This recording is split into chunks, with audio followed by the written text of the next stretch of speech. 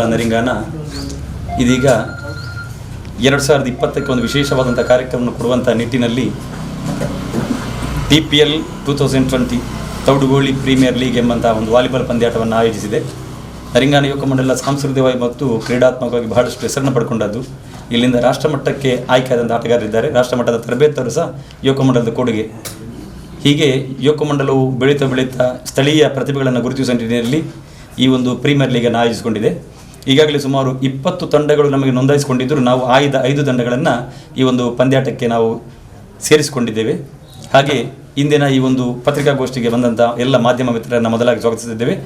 ಕಾರ್ಯಕ್ರಮದಲ್ಲಿ ಯುವಕ ಮಂಡಲ ನರಿಂಗಾನದ ಅಧ್ಯಕ್ಷರಾದ ಚಂದ್ರಾಸ್ ಸರ್ಕುಡಿಯಲ್ರವರಿದ್ದಾರೆ, ಅವರಿಗೆ ಸ್ವಾಗತವನ್ನು ಕೋರ್ತಾ ಇದ್ದೇವೆ.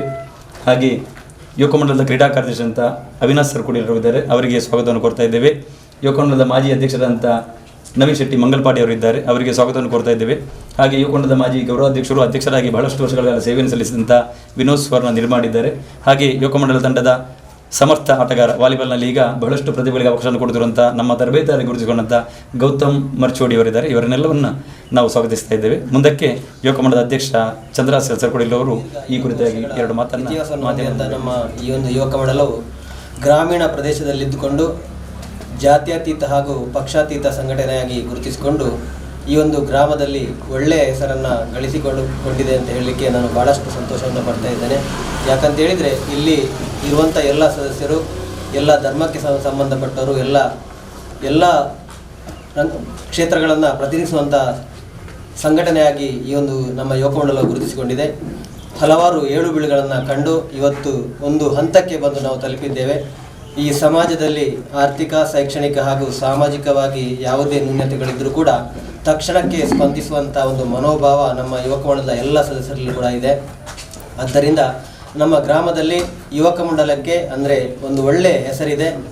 ಈ ಸಂಘಟನೆಯ ಸದಸ್ಯರನ್ನು ಎಲ್ಲರೂ ಗುರುತಿಸಿಕೊಳ್ಳೋದು ಸಂಘದ ಸದಸ್ಯರು ಅಂತ ಹೇಳಿಕೊಂಡು, ಹಾಗಾಗಿ ನಾನು ಅಧ್ಯಕ್ಷನಾಗಿ ಈ ಒಂದು ಯುವಕ ಮಂಡಲದ ಅಧ್ಯಕ್ಷನಾಗಿ ಇದ್ದುಕೊಂಡದಕ್ಕೆ ವೈಯಕ್ತಿಕವಾಗಿ ನನಗೂ ಕೂಡ ಭಾಳ ಹೆಮ್ಮೆ ಇದೆ. ಅದೇ ರೀತಿ ನಮ್ಮೊಂದಿಗೆ ಸುಮಾರು 50 ಮಂದಿ ಸದಸ್ಯರ ಒಂದು ಒಗ್ಗೂಡಿಕೆಯಿಂದಾಗಿ ಸುಮಾರು 50 ವರ್ಷಗಳ ಹತ್ತಿರ ನಾವು ಈ ಒಂದು ಸಮಯವನ್ನು ಕಳೆದಿದ್ದೇವೆ. ಭಾಳಷ್ಟು ಸಂತೋಷ. ಅದೇ ರೀತಿ ಈ ವರ್ಷ ನಾವು 42ನೇ ವಾರ್ಷಿಕೋತ್ಸವದ ಈ ಸಂದರ್ಭದಲ್ಲಿ ನಾವು ಒಂದು ವಿಶಿಷ್ಟವಾಗಿ ಹೊನಲು ಬೆಳಕಿನ ವಾಲಿಬಾಲ್ ಪಂದ್ಯಾಟವನ್ನು ಆಯೋಜನೆ ಮಾಡಿದ್ದೇವೆ.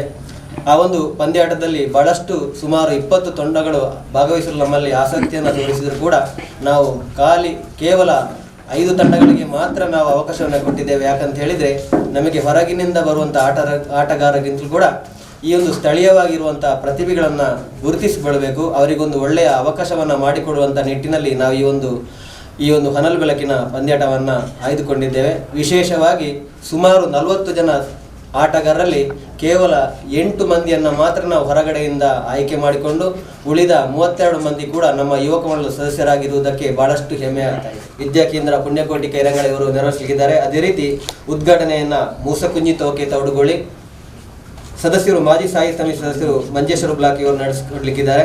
ಅದೇ ರೀತಿ ಅಧ್ಯಕ್ಷತೆಯನ್ನು ಕೈರಂಗಳ ವ್ಯವಸಾಯ ಸೇವಾ ಸಹಕಾರಿ ಸಂಘದ ಅಧ್ಯಕ್ಷರಾದ ಮಹೇಶ್ ಚೌಟ್ರು, ಅದೇ ರೀತಿ ಮುಖ್ಯ ಅತಿಥಿಗಳಾಗಿ ಸಂತೋಷ್ ಕುಮಾರ್ ರೈ ಬೋಳ್ಯಾರ್ ಮಾಜಿ ಅಧ್ಯಕ್ಷರು ಉಳ್ಳಾಲ ವಿಧಾನಸಭಾ ಕ್ಷೇತ್ರ, ಅದೇ ರೀತಿ ಕಾಂಗ್ರೆಸ್ನ ಹಿರಿಯ ಮುಖಂಡ ಹನೀಫ್ ಚಂದ್ರ ಇತ್ಲು, ನವೀನ್ ಪಾದಲ್ಪಾಡಿ ಸದಸ್ಯರು ತಾಲೂಕ್ ಪಂಚಾಯತ್, ಶ್ರೀ ಪ್ರಗತಿಪರ ಕೃಷಿಕ ಶ್ರೀನಾಥ್ ರೈ ಗರೋಡಿ, ಐತಪ್ಪ ಶೆಟ್ಟಿ ದೇವದ ಬಡಪು, ವಿಶ್ವನಾಥ್ ರೈ ಅಡಕ, ಸತೀಶ್ ಕೌಡೂರು, ಫ್ರಾನ್ಸಿಸ್ ಡೋಜಾ ಹಾಗೂ ಹರಿಣಾಕ್ಷಿ ಕೊರಕಟ್ಟ, ಜ್ಯೋತಿ ಡಿಸೋಜಾ ಹಾಗೂ ಶ್ರೀಮತಿ ಜಸಿಂತಾ ಡಿಸೋಜಾ ಇವರೆಲ್ಲ ಈ ಒಂದು ಉದ್ಘಾಟನಾ ಕಾರ್ಯಕ್ರಮದಲ್ಲಿ ನಮ್ಮೊಂದಿಗಿದ್ದು ಈ ಒಂದು ಕಾರ್ಯಕ್ರಮಕ್ಕೆ ಚಾಲನೆಯನ್ನು ನೀಡಲಿಕ್ಕಿದ್ದಾರೆ.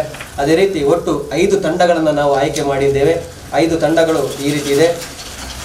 ಭಾಗವಹಿಸಿದಂಥ 5 ತಂಡಗಳು ಗರೋಡಿ ಗರುಡಾಸ್, ಇದರ ಮಾಲೀಕರಾಗಿ ನವೀನ್ ಶೆಟ್ಟಿ ಪ್ರಶಸ್ತಿ ಪತ್ರ ಹಾಗೆ ವೈಯಕ್ತಿಕವಾದಂಥ ಪ್ರಶಸ್ತಿಯನ್ನು ಕೊಟ್ಟು ಗೌರವಿಸಲಿಕ್ಕಿದ್ದೇವೆ.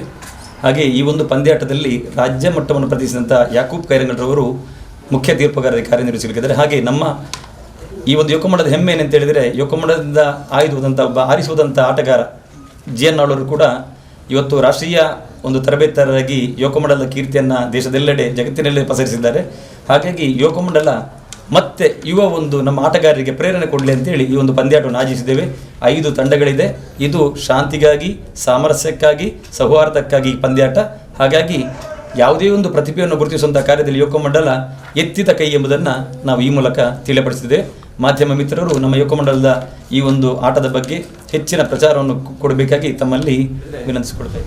ಇದರಲ್ಲಿ ಧರ್ಮ ಎಂಬುದು ಪ್ರಶ್ನೆ ಇಲ್ಲ, ಎಲ್ಲರೂ ಒಟ್ಟು ಸೇರಿ ಆಡೋದು. ಇಲ್ಲಿ ಚೌತಿ ಇರ್ಬೋದು, ಇತರ ಕ್ರೀಡಾಕೂಟಗಳಿರ್ಬೋದು, ಎಲ್ಲರೂ ಹೆಚ್ಚಿನ ಸಂಖ್ಯೆಯಲ್ಲಿ ಧರ್ಮಾತೀತವಾಗಿ ಸೇರ್ತಾ ಇದ್ದಾರೆ. ಹಾಗೆ ಎಲ್ಲ ಉತ್ಸವಗಳನ್ನು ನಾವು ಆಚರಿಸ್ಕೊಂಡು ಬರ್ತಾ ಇದ್ದೇವೆ. ದೀಪಾವಳಿ ಇರ್ಬೋದು, ನವರಾತ್ರಿ ಇರ್ಬೋದು, ಎಲ್ಲವನ್ನು ಒಟ್ಟು ಸೇರಿಕೊಂಡು ಒಂದು ಧರ್ಮಾತೀತವಾಗಿ ಧರ್ಮ ಭೇದವಿಲ್ಲದೆ ಆಚರಿಸ್ಕೊಂಡು ಬರ್ತಾ ಇದ್ದೇವೆ. ಎಲ್ಲರ ಸಹಕಾರ ಸಿಗ್ತಾ ಇದೆ. ಹಾಗೆ ಈ ಒಂದು ಯುವಕ ಮಂಡಲದಲ್ಲಿ ನಾಟಕ ಪ್ರದರ್ಶನ ಮಾಡುವ ಮೂಲಕ ಬಹಳಷ್ಟು ಹೆಸರನ್ನು ಗಳಿಸಿದವರು ಸುರೇಶ್ ಶೆಟ್ಟಿ ಜೋಡುಕಲ್, ನಿಮಗೆಲ್ಲರಿಗೂ ಗೊತ್ತಿದೆ. ಅವರು ಅನಾರೋಗ್ಯಕ್ಕೆ ತುತ್ತಾದಾಗ, ಅಪಘಾತಕ್ಕೆ ತುತ್ತಾದಾಗ ಆ ಒಂದು ಸಂದರ್ಭದಲ್ಲಿ ಯುವಕ ಮಂಡಲದ ಸದಸ್ಯರು ಅವರ ಮುತುವರ್ಜಿಯಿಂದ ಒಂದಷ್ಟು ದೇಣಿಗೆಯನ್ನು ಸಂಗ್ರಹಿಸಿ ಸುಮಾರು 15,000 ರೂಪಾಯಿಯನ್ನು 10,000 ರೂಪಾಯಿಯನ್ನು ಸುರೇಶ್ ಶೆಟ್ಟಿ ಜೋಡುಕಲ್ ಆ ಒಂದು ಕುಟುಂಬಕ್ಕೆ ಕೊಟ್ಟು ಬಂದಿದ್ದೇವೆ. ಹಾಗೆಯೇ ನಮ್ಮ ಇಲ್ಲಿ ಈ ಪಂದ್ಯಾಟದಲ್ಲಿ ಪ್ರಶಸ್ತಿ ಅಷ್ಟೊಂದು ನಿರೀಕ್ಷೆ ಇಟ್ಕೊಳ್ಬೇಕು, ಯಾಕಂದರೆ ನಾವು ದೊಡ್ಡ ಮೊತ್ತವನ್ನು ಇಟ್ಕೊಳ್ಳೋದಿಲ್ಲ. ಇದು ಸೌಹಾರ್ದತೆಗೆ, ಶಾಂತಿಗಾಗಿ ಎಂಬ ನೆಲೆಯಲ್ಲಿ ನಾವು ಮಾಡ್ತಾ ಇದ್ದೇವೆ. ದೇಶದಲ್ಲಿ ಬೇರೆ ಬೇರೆ ವಿಚಾರಗಳಲ್ಲಿ ಈಗ ಬೇರೆ ಬೇರೆ ವಿವಾದಗಳಿದೆ, ಅದರ ಮಧ್ಯೆಯೂ ನಮಗೆ ಯಾವುದೇ ಸಮಸ್ಯೆ ಇಲ್ಲ. ಇಲ್ಲಿ ಸಾಮರಸ್ಯ ಇದೆ. ಮುಂದಿನ ದಿನಗಳಲ್ಲಿ ತಾವು ಈ ಒಂದು ಪಂದ್ಯಾಟವನ್ನು ನೋಡಲು ಬಂದಾಗ ನೀವು ಅದನ್ನು ಕಣ್ಣು ತುಂಬಿಕೊಳ್ಳಿದ್ದೀರಿ. ಹಾಗಾಗಿ ನಮ್ಮ ಯುವಕ ಮಂಡಲಕ್ಕೆ ಹೆಚ್ಚಿನ ಸಂಖ್ಯೆಯಲ್ಲಿ ಆಟಗಾರರು ಬಂದು ಈ ಆಟವನ್ನು ಆಟಗಾರರಿಗೆ ಪ್ರೋತ್ಸಾಹ ಕೊಡಬೇಕು, ಮಾಧ್ಯಮದ ಮೂಲಕ ಹೆಚ್ಚಿನ ಪ್ರಚಾರ ಕೊಡಬೇಕೆಂಬುದಾಗಿ ನಮ್ಮ ಯುವಕ ಮಂಡಲದ ಪರವಾಗಿ ಕಳಕಳಿ ವಿನಂತಿ.